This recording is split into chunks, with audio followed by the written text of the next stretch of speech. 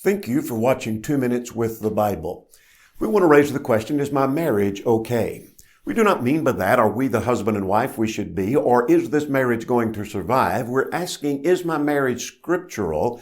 Do I have a biblical right to this marriage? Let's start with the question, does God care who we marry? Does God care? Well, God created marriage, Genesis 2, He must care.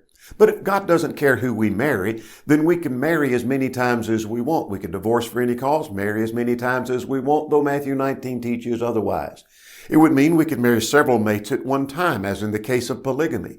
We could marry someone of the same sex. We could marry our sister, our brother, our parents, our children, whoever we wish.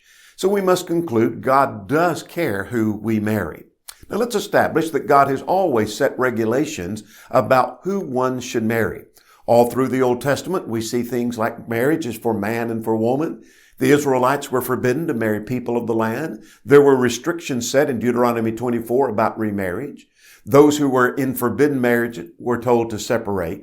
So God has always set regulations about that. Now, what God's Word says determines if my marriage is okay.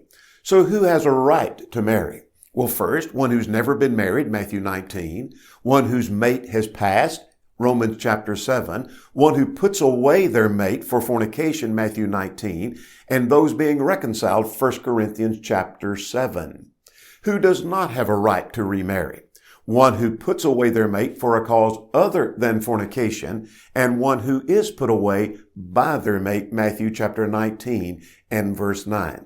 If you would like to study more about is my marriage okay, and seek answers to the questions from the biblical point of view, then click on the link in the description or the comments below this video.